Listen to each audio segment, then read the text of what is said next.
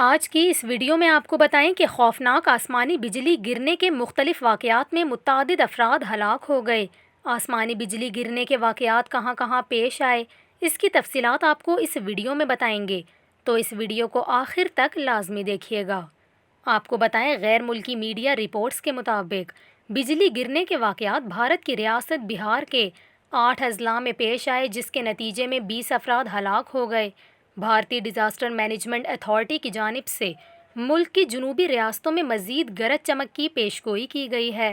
ریاست بہار میں پیش آئے واقعات کے بعد وزیر اعلیٰ نے عوام سے انتظامیہ کی جانب سے جاری حفاظتی اقدامات پر عمل کرنے کی ہدایت کی ہے، جبکہ مرنے والوں کے ورثاء کو 4 لاکھ روپے مالی امداد دینے کا بھی اعلان کیا ہے۔